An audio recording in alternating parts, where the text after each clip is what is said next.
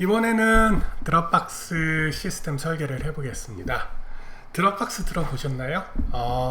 아니면 이걸 못 들어보셨으면 구글 드라이브는 들어보셨죠? 예, 그쵸. 클라우드 서비스라고 하는데요.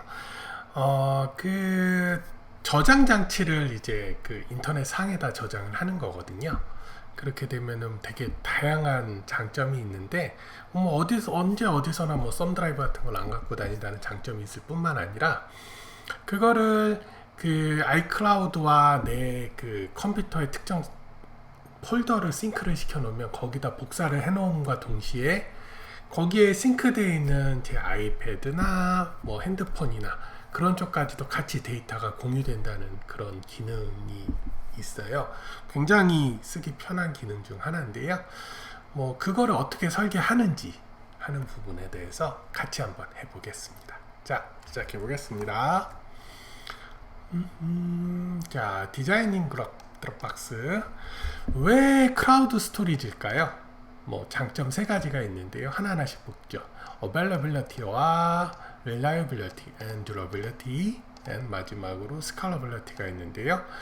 Availability, 언제 어디서나 모든 장치, 어떤 장치에서 파일을 액세스할 수 있어야 된다. 그러니까 핸드폰뿐만 아니라 아이패드, PC 같은 데서도 액세스할 수 있어야 되고요.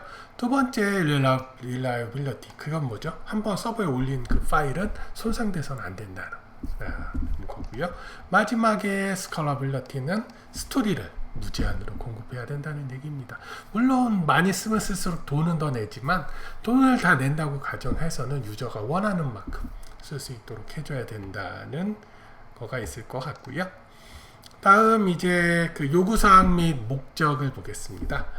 먼저 모든 장치에서 파일 업로드, 다운로드 공유가 가능해야 되고요. 공유는 이제 다른 유저들과 같이 쉐어할 수 있는 기능을 말합니다. 장치 간의 자동 동기화가 돼야 됩니다. 제가 PC에다 뭘 저장하면 그거에 싱크되어 있는 아이패드나 아니면 다른 컴퓨터에도 자동으로 동기화해서 들어가야 되고요. 그리고 요즘 영화 파일 같은 거 1기가 훌쩍 넘지 않습니까? 대용량 파일을 지원을 해야 되고요. 그리고 ACIDTY 지원을 해야 되는데 ACIDTY가 뭐냐면 그 데이터베이스에서 트랜잭션을 말해요. 트랜잭션이라는 게 보통 하나의 그런 액션이 아니라 인서트, 업데이트, 딜리트 같은 하나가 아니라 그거를 일련된 여러 가지 과정들, 처음부터 끝까지의 여러 과정들이 하나의 셋처럼 순서적으로 적용되어 있는 것들을 트랜잭션이라고 하는데요. 그게 이제 안전하게 수행된다는 것을 보장하는 것을 ACID, 네 가지 성질을 보장을 하면 이 트랜잭션이 보장이 되거든요.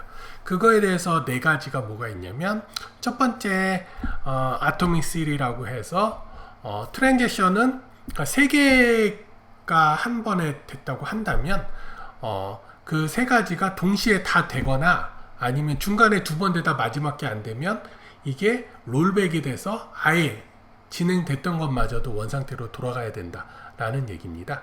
그러니까 트랜잭션 보면은 이제 보통 은행에서 돈을 송금할 때 또 트랜잭션을 쓰거든요. 한번 생각해 보세요. 제가 A라는 사람한테 보내줬는데 제 계좌에서는 나갔습니다. 근데 중간에 에러가 발생해서 보내준 사람이 못 받았다 그런 문제가 생길까요? 안 생길까요? 큰 문제가 생기죠. 그렇기 때문에 만약에 저는 보냈는데 저쪽에서 못 받았고 문제가 된다면 다시 그 돈은 다시 저한테 되돌아와야 된다 라고 보시면 될 것 같고요. 두 번째 컨시스턴트는 중간에, 그러니까 이거는 의미상으로도 있을 수 있고 어떤 프로그래밍 상으로도 있을 수 있는데요. 먼저 프로그래밍 상으로 본다면 같은 5라고 해도 숫자 5와 문자 5가 있지 않습니까? 둘 다 5를 나타낸다고 해도 그 데이터 타입은 변경돼서는 안 되고요. 두 번째로 트랜잭션이 수행되는데 어쩔 때는 1의 값을 넣으면 3이란 값이 나와야 된다면 무조건 계속 3이란 값이 나와야 된다는 얘기죠. 3이 아니라 4가 나오거나 7이 나오는 경우가 생겨서 된다 안 된다? 안 된다는 얘기입니다. 그리고 그 다음에 아이솔레이션, 격리시킨다는 얘기인데요. 트랜잭션이 일어나면 그 사이에 제가 트랜잭션 7가지에서 첫 번째에서 둘, 셋, 네 번째가 됐는데 갑자기 다른 쪽에서 그 해당 어떤 관련 있는 레코드를 업데이트를 시킨단 말입니다. 그러면 중간에 업데이트가 되고 진행이 돼서는 안 된다는 얘기예요. 이 트랜지션도 하나의 오퍼레이션으로 보고 이 전체가 다 기다릴 때까지 얘는 다른 것을 반영을 하지 않도록 락이 걸려줘야 된다는 얘기고요. 마지막으로 듀러빌리티는 입금 후 입금 내역이 사라지면 안 돼. 이제 트랜지션이 끝나더라도 끝나면 그게 끝난 상태로 계속 유지가 돼야지 갑자기 무슨 특별한 상황이 생겼더라도 그 내용이 틀려지면 안 됩니다. 자, 또 얘는 이제 아이클라우드가 온라인 저장 장치지만 오프라인에서도 편집을 가능하도록 해야 된다는 얘기고요. 그 얘기는 이제 추후 온라인 시에는 자동으로 오프라인 때 했던 것들이 나중에 온라인과 됨과 동시에 서버와 다 작업을 해서 끝나야 된다는 그런 얘기고요. 마지막으로 파일 버전 관리, 파일이 바뀐 것들을 다 하나하나 스냅샷을 찍어서 히스토리별로 오늘에서 내일 했다 그러면 오늘 했던 것들, 어제 했고 오늘 했다 그러면 오늘 바뀌었더라도 어제 했던 것들을 제가 다시 롤백을 시키거나 쓸 수 있도록 해야 된다는 그런 얘기입니다. 데이터 스냅샷.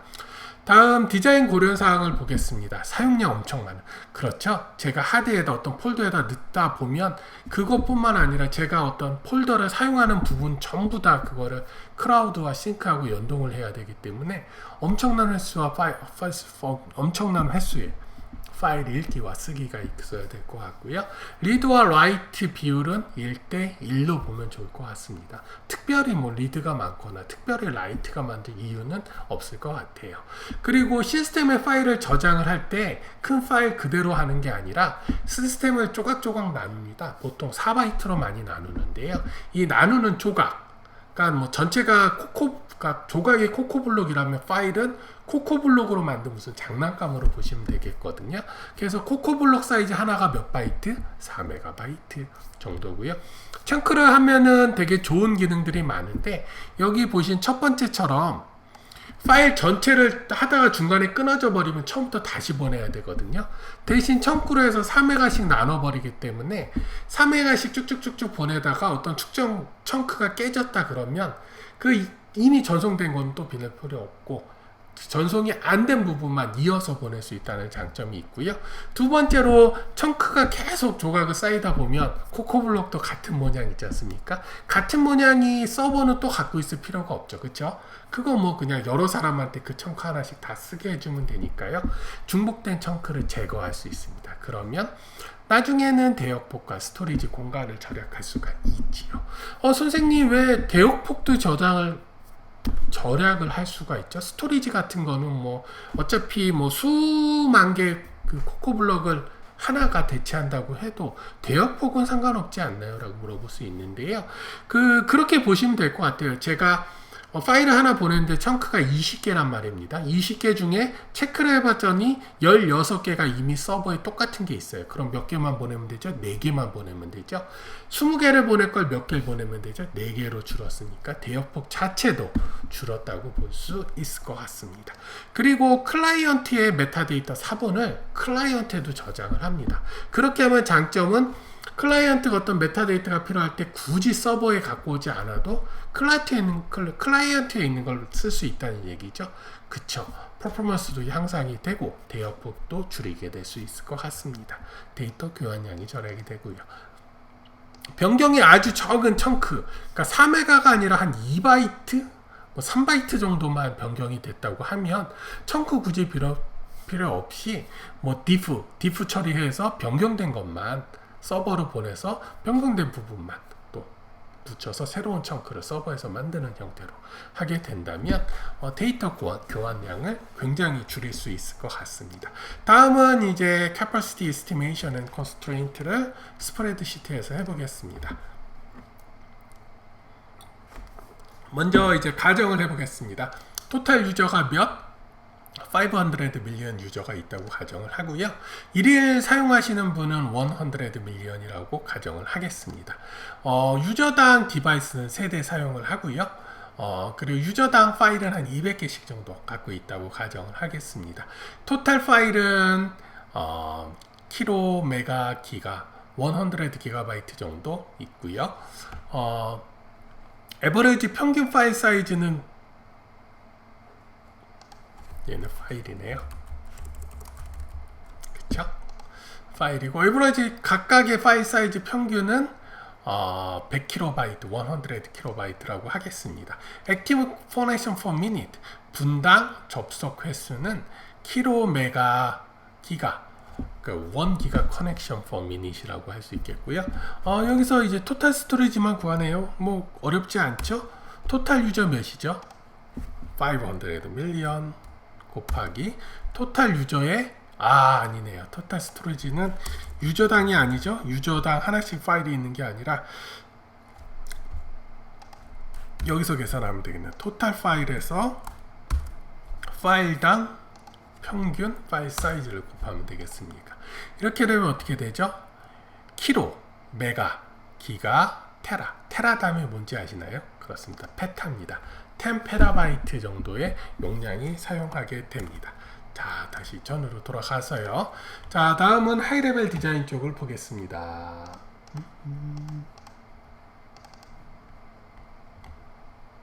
11번. 자, 이번에는 이제 드롭박스의 하이레벨 디자인인데요. 여기 클라이언트가 있고요. 클라이언트가 일단 그 파일을 보낸다 그럴 때 이 세 개 중에 어디로 보낼까요? 파일 자체는 이 블럭 서버로 보내서 블럭 서버로 보내기 전에 뭐로 한다 그랬죠? 그렇죠. 긴 게 파일이라 그러면 청크로 몇 메가씩, 4메가바이트씩 나눠서 하나의 청크씩 이렇게 전송이 됩니다. 되게 되고요. 그렇게 보냈을 때 파일 관련된 정보들, 뭐 파일 오너나 파일 공유한 사람들 같은 정보들은 어디에? 메타데이터 서버에 들어가게 같고요. 그리고 이 싱크로나이즈 서버는 항상 요 메타데이터 서버와 클라이언트 서버에 메타데이터들이 맞는지 틀리는지 체크를 해서 그거를 이제 싱크를 시켜주는 역할을 합니다. 메타데이터 서버는 클라이언트도 받은 메타데이터를 어디에다 놓는다? 메타데이터 스토리지에다 놓고요. 블럭 서버도 어떤 중간에 받고 나면 이 파일 인포를 어디다 넣는다? 파일 인포, 파일 정보의 그 파일 메타데이터를 어디에? 메타데이터 스토리지에 넣고요.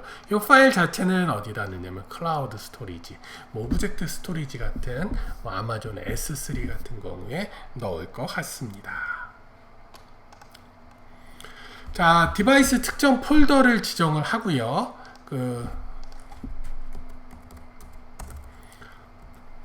하드의 특정 폴더를 지정을 했으면 그 폴더에다가 파일을 넣게 되면 그거에 해당 클라우드가 싱크가 돼서 클라우드에 해당 파일이 저장이 되게 됩니다. 그리고 이 특정 폴더를 여러 PC나 뭐 아니면 핸드폰 그런 걸 넣었다면 하나에 복사하면 클라우드에 저장되고 또 클라우드는 또 개별적인 모든 싱크된 그 폴더에 다 저장을 하게 되죠. 한 장치에서 수정된 파일은 다른 모든 장치에서도 자동 수정된다, 싱크된다는 얘기고요. 파일 메타데이터 파일 공유자를 저장을 한다. 그 파일 업로드 다운로드 서버를 뭐라 그랬죠? 그쵸? 블럭 서버라 그랬죠? 이거는 이제 청크를 보내기 때문에 어떤 블럭 단위라고 해서 그래서 블럭 서버라고 부르는 것 같아요. 그리고 메타데이터 서버가 필요하고 업데이트 발생 시 모든 클라이언트에 파일 싱크를 알려주는 메커니즘이 필요하다. 그게 어떤 거였었죠? 아까 보시면 이 싱크 서버, 싱크로나이즈 서버가 그 일을 담당하게 될 것 같습니다. 다음 이제 컴포넌트를 보겠습니다. 컴포넌트는 이제 블럭 서버가 있었고 메타데이터 서버가 있었고 싱크 서버가 있고 스토리가 있었었죠. 블럭 서버 복습해 보겠습니다. 파일 업로드 다운로드 담당. 메타데이터 서버는 이제 그 클라이언트에 있는 메타데이터와 뭐 서버에 있는 메타데이터 이제 뭐 두 개가 이렇게 있겠죠.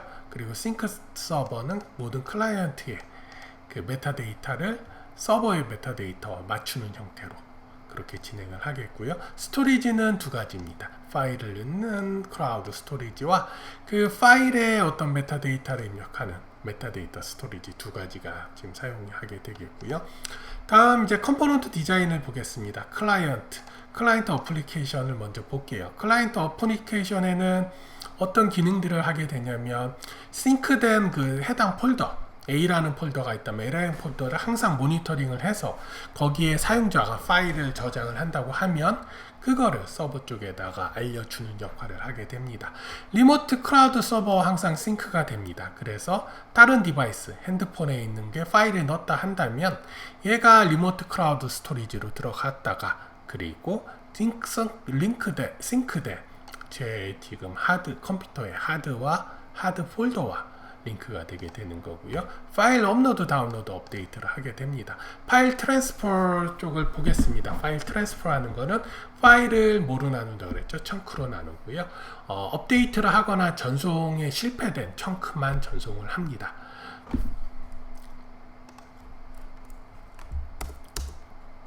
청크의 크기는 공간 활용도와 IOPS, Input Output Operation per Second 를 통해서 청크의 크기를 최적화를 하는데요. 보통 한 4MB 정도 씁니다. 청크 사이즈, 네트워크 밴드위치, 에버리지 스토리지 파일 사이즈 등의 정보를 어디에다 저장? 메타데이터에다 저장을 합니다. 여기서 만약에 면접관님이 이런 질문을 하셨어요. 클라이언트가 메타데이터 사본을 보관해야 하나요? 그러면 답변은 안 해도 되지만 하는 게 참 좋습니다. 왜냐하면 그렇게 되면 서버와 클라이언트 간에 서로 주고받는 데이터 교환량이 줄어들게 되고요. 두 번째로 오프라인에서 업데이트가 수행이 가능합니다. 서버와 연결되어 있지 않더라도 원하는 작업들을 하고 온라인이 되면 그게 이제 또 순차적으로 그 온라인에 반영이 되는 형태로 진행을 할 수가 있습니다. 리모트 메타데이터를 업데이트하기 위한 왕복 시간 절약하는 방금 말씀드렸던 그거고요. 클라이언트가 업데이트를 확인할 수 있는 방법은 어떤 것들이 있나요? 클라이언트가 주기적으로 체크를 할 수가 있고요. 서버 반영한다는 얘기는 이제 서버가 이제 클라이언트 쪽에 하는데 그거는 이제 지연이 발생을 해요. 그렇기 때문에 서버는 대부분 빈 응답을 반환하게 되거든요. 대역폭 낭비 및 서버 사용량이 굉장히 늘어납니다. 그렇기 때문에 그냥 일반적인 HTTP 리퀘스트로 하지 않고 롱플링으로 진행을 하는데요. 롱플링은 이제 어떻게 되냐면 클라이언트가 서버로 리퀘스트를 보낼 때 오래 기다릴 수 있는, 바로 서버가 답변을 하지 않아도 되는 그런 리퀘스트를 보냅니다. 그러면 이제 서버는 그걸 계속 물고 있다가 업데이트가 있었을 때만 그 커넥션을 통해서 클라이언트한테 리스폰스를 해주는 거죠. 서버는 요청을 그거를 이제 기다리게 하는 걸 열린 상태로 유지한다라고 얘기했다가 새로운 정보가 있으면 클라이언트에게 응답을 하는 형태로 진행이 됩니다. 다음은 이제 클라이언트 컴포넌트에 대한 부분을 보겠습니다. 자, 보시면 클라이언트는 지금 4가지로 구성이 되어 있어요. 청커와 인덱서와 아처와 인터널 DB로 되어 있고요. 데이터 같은 경우는 이제 어느 쪽으로 블록 클라우드 스토리지와 서로 이제 싱크를 하게 되고요. 컨트롤 같은 경우 그건 뭐냐면 얘가 데이터가 업데이트가 됐는지 하는 것들은 싱크라이저 서버가 모니터링 하지 않습니까? 그거에 맞춰서 이제 컨트롤을 해주는 거죠.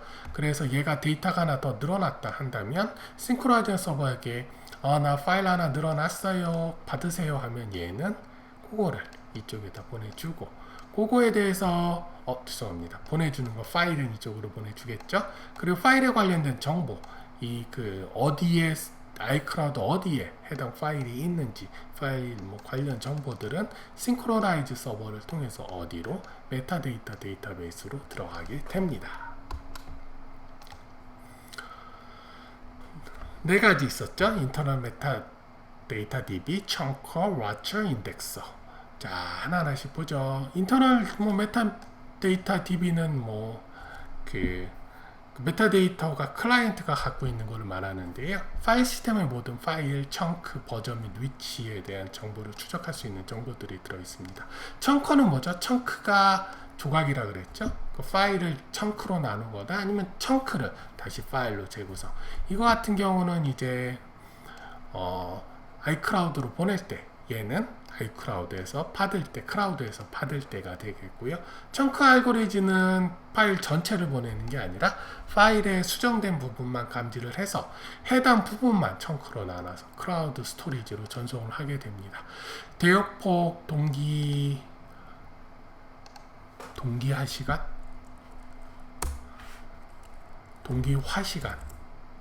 이겠죠?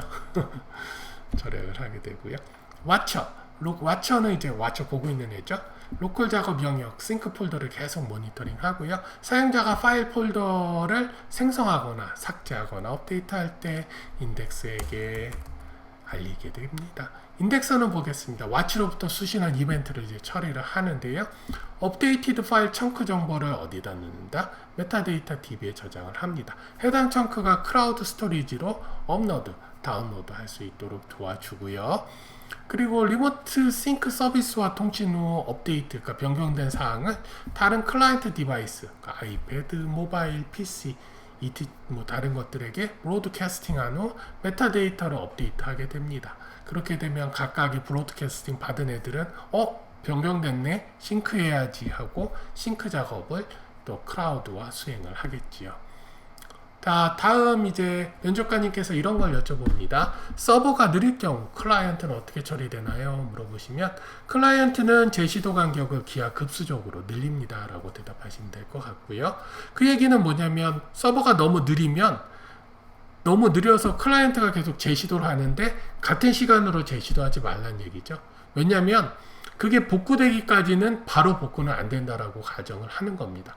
그렇기 때문에 제시도가 하는 것마저도 서버에 로드가 걸릴 수 있기 때문에 처음에는 1초에 했다가 그 다음에는 1.5초 만에 했다가 기다리는 시간을 점점 늘리는데 그거를 약간씩 올린다 아닙니다. 기하급수적으로 늘리라는 얘기입니다.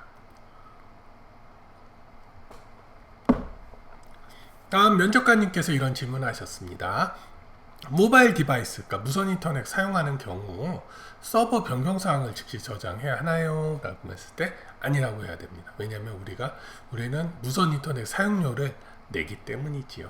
그렇기 때문에 그거를 사용자한테 권한을 반영하고 안 반영하고에 대한 결정권을 사용자에게 주는 거예요. 그래서 사용자한테 요청 시에만 너 이거 쓰면 데이터 요금 더 나올 수 있는데 쓰겠니? 응, 쓸 거야 하도록 하는 거란 얘기지요.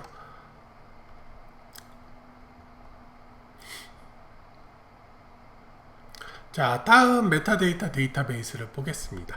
파일 청크, 클라이언트 및 작업 요금, 그러니까 싱크 폴더 말하는 거고요.에 대한 버전 및 메타데이터를 유지 관리합니다.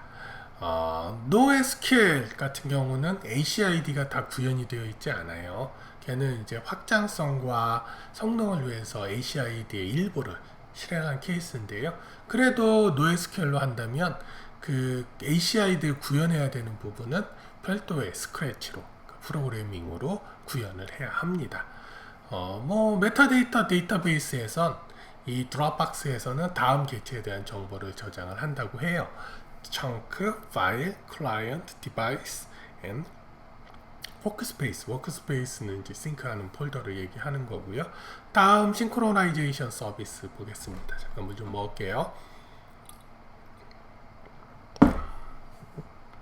클라이언트 업데이트가 있을 경우 파일 업데이트 처리 후 다른 클라이언트를 싱크를 하고요.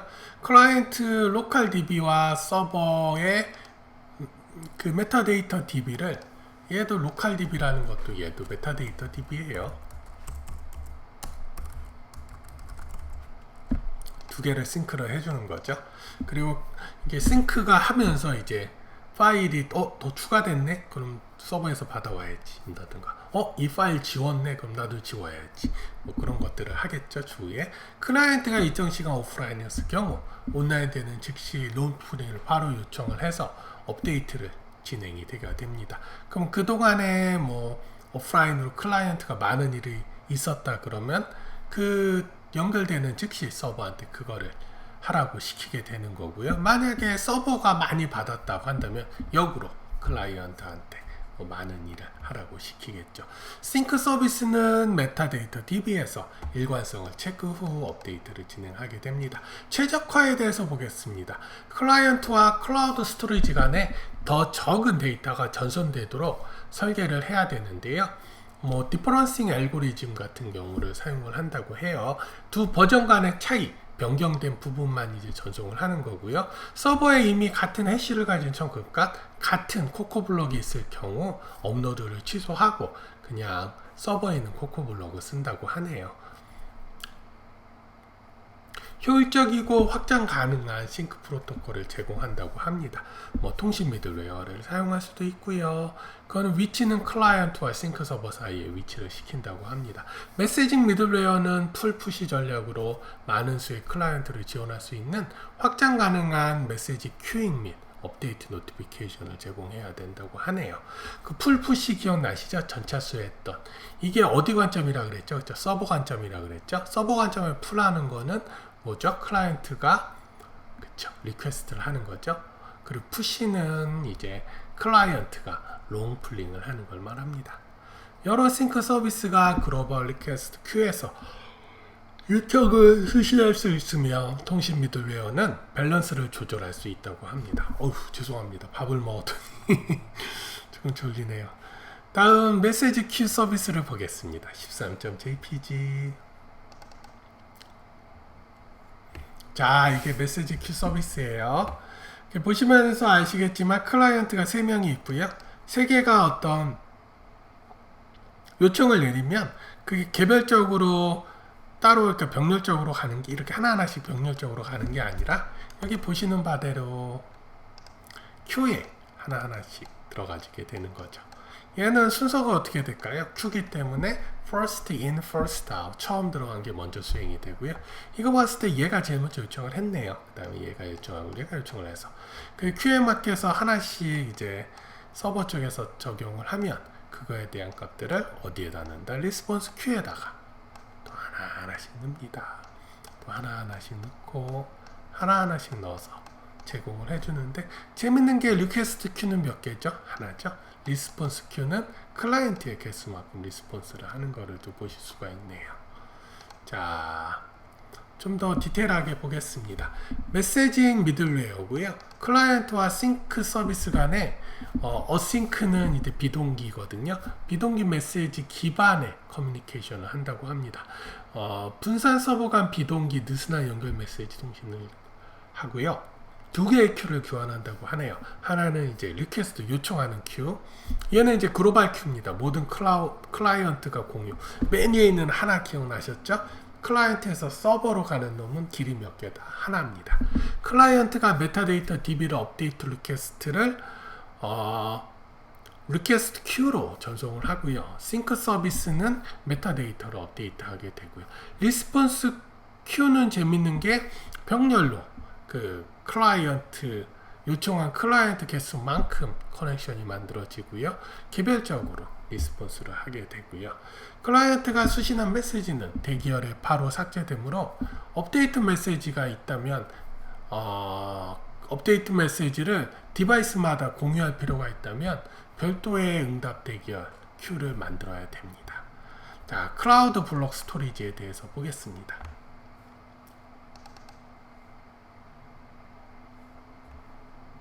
클라우드 블록 스토리지 어디 있나요? 여기 있네요. 자, 보시지요. 보면 이제 클라이언트가 3개가 있네요. 웹을 통해서 어디로 먼저 가냐? 그쵸, 로드 밸런싱으로 먼저 가죠.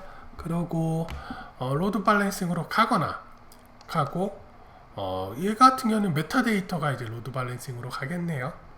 얘는 메타데이터 그리고 파일은 직접 바로 블록 서버로 가게 되고요. 로드 밸런싱에서는 이제 메타데이터 서버들을 여러 개를 로드 밸런싱을 하면서 하나하나씩 일을 골고루 분배를 시키게 됩니다. 메타데이터 서버로 가고 그리고 이제 거기서 이제 또 보겠습니다. 요 블록 서버는 블록 클라우드 스토리지에 데이터를 집어넣고 이제 스토리지 캐시 서버에 자주 쓰는 파일들을 올려놓은 다음에 그거를 다시 이제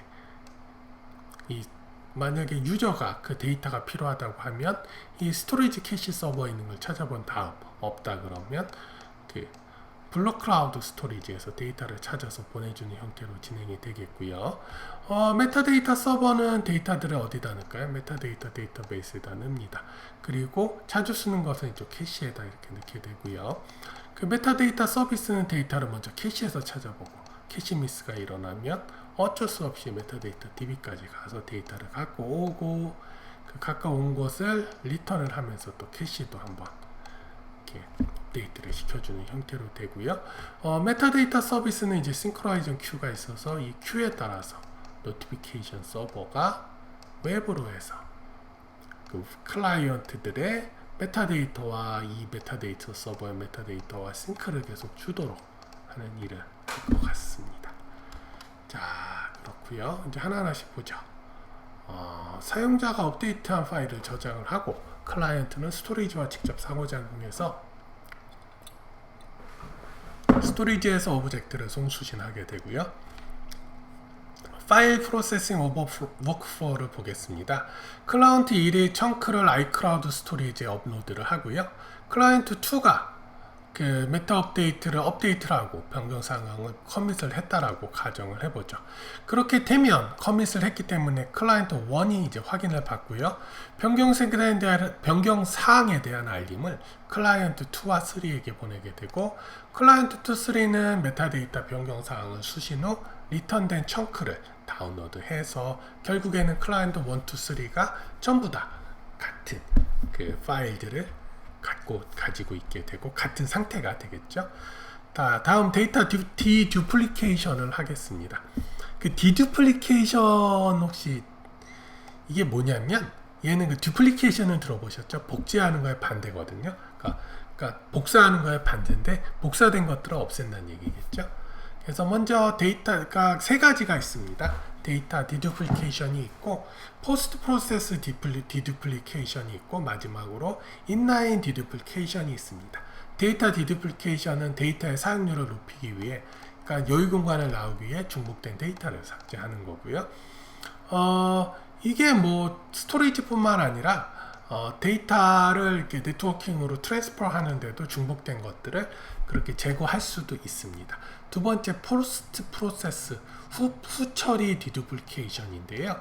새 청크를 먼저 무조건 그냥 비교하기 전에 새 청크를 먼저 저장한 후에 그 다음에 중복된 파일을 찾아 삭제를 하는 건데요. 장점으로 이제 스토리지의 성능에 저하는 없습니다. 대신 이제 먼저 받고 저장해야 돼요. 무조건 다 받아야 된다니까 네트워크 데이터량은 항상 많겠네요. 그죠? 마지막 인라인 디듀플리케이션을 하겠습니다. 저장할 때 중복 제거 해시 계산을 이제 실시간으로 수행을 하는데요.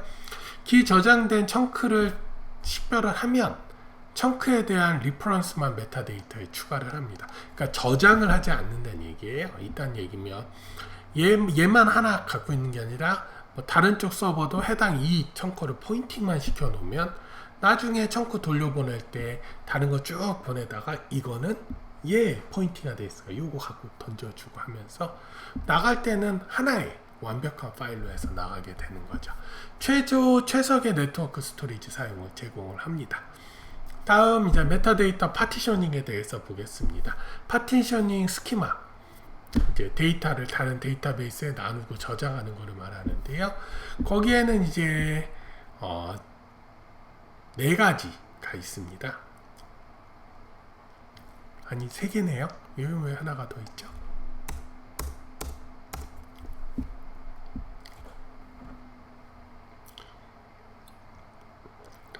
처음 버티컬 파티셔닝이고요. 하나의 특정 기능과 관련된 테이블을 한 서버에 저장을 하는 겁니다. 예를 들어 그 유저별로 어떤 데이터를 모으고 싶다 했을 때 그때 많이 쓰이는 거죠. 우리가 썼던 것들 중에서도 그 해시 베이스드 파티셔닝인데 해시로 유저키로 해가지고 해싱했던 것들이 있었죠. 그게 바로 이런 것들입니다. 유저 관련 테이블을 한 데이터베이스에 저장하고 파일 청크 관련 테이블을 또 다른 데이터베이스에서 저장하는 거고요. 그 문제점은 추후 확장 방법이 없습니다. 그리고 두 개의 DB에서 각각의 테이블을 조인하면 성능과 일관성 문제가 발생하게 돼요. 그러니까 뭐 굉장히 좀 어렵다고 보시면 되고요. 두 번째, 레인지 베이스드 파티셔닝이 있습니다. 파일 경로 첫 글자 기준으로 범위 기반으로 이제 파티셔닝을 하는 건데요. 일단 얘는 이제 정적 분할 체계입니다. 먼저 이제 어떻게 분할시킬지 미리 정해놓고 분할하는 방식인데 파일을 예측 가능한 방식으로 세이브, 서치할 수 있다라는 장점이 있고요. 문제점은 미리 어떻게 나눌 걸 정해놨기 때문에 실제로 쌓이는 값이 그 서버들끼리 일정하게 이렇게 쭉쭉 올라가지 않는다는 거예요. 어떤 하나의 서버에 있는 데이터만 더 많이 올라갈 수가 있거든요. 예를 들어서 알파벳에서 가장 많이 그 첫 글자로 가장 많이 쓰이는 게 2라고 합니다. 2가로 시작하는 그런 단어가 있는 그런 서버들은 데이터가 다른 것보다 굉장히 많겠죠. 다음 해시 베이스드 파티셔닝이라고 있습니다. 객체의 해시를 가져와서 데이터베이스를 선택을 하는 건데요. 문제점은 같습니다. 서버의 분포가 일정하지 않아요. 근데 얘는 이제 일관된 해싱이라는 기법을 통해서 문제를 해결 가능합니다. 다음 이제 캐시를 보겠습니다. 핫 파일 청크 처리용 블록 스토리지 캐시를 할 수가 있고요. 블랙이 아니죠. 블럭. 그리고 뭐 memcached 같은 상용 솔루션을 쓸 수가 있는데요. 해당 아이디나 해시 및 블록 서버로 전체 청크를 저장하는 방법이 있습니다. 다음 이제 캐시 제거 정책은 뭐라 그랬죠? 그렇죠. 무조건 LIU. least recently used가 쓰입니다. 다음 로드 밸런서 위치입니다. 얘는 이제 두 가지밖에 없네요. 클라이언트와 블록 서버 간, 클라이언트와 메타데이터 서비스 간에 위치할 수 있고요. 그리고 뭐 이 외에도 그 각 레이어 안에, 그러니까 뭐 어플리케이션 서버, 그러니까 뭐 예를 들어서 뭐 싱크 서버와 뭐 메타데이터 DB라든가 그런 사이에도 충분히 넣을 수 있어요. 초기 정색은 뭐죠? 라운드 로비 방식입니다. 장점은 뭐라 그랬죠? 심플하고 또 오버헤드가 발생하지 않고요. 또 그 서버들 중 죽은 서버들에겐 트래픽을 보낸다 안 보낸다 안 보내는 장점이 있는데 얘가 단점은 거기까지예요. 그 얘기가 뭐냐면 서버들 일하는 애들 중에서 막 일이 너무 많아서 막 되게 힘들게 일하는 애들한테는 그거를 고려를 못 한다는 경우가 있거든요. 로드를 체크를 못해서 그렇게 일이 많이 하고 있는, 로드가 많이 걸리는 애도 다른 애들과 노는 애들과 동등하게 계속 일감을 던져준다는 게 단점입니다. 그렇기 때문에 해결을 하려면 인텔리전트 로드 밸런싱 서버를 써야 되는데요. 얘는 좀 다른 거는 그 각각의 LB가 이렇게 맡고 있는 각각의 서버의 로드까지도 LB가 체크가 가능합니다. 그래서 그것까지 고려해서 그 로드 많이 걸린 거에는 트래픽을 보내지 않는 방식으로 처리를 하게 됩니다. 다음 Security Permission and File Sharing 쪽 보겠습니다. 뭐 메타데이터 DB의 각 파일 권한을 저장하면 된다고 하네요. 얘는 좀 간단하네요. 자, 그럼 여기까지 이제 드롭박스 시스템 디자인에 대해서 끝마치겠고요. 다음 시간에 이제 밑에 보이는 페이스북 메신저에 대해서 시스템 디자인 한번 해보겠습니다. 수고하셨습니다.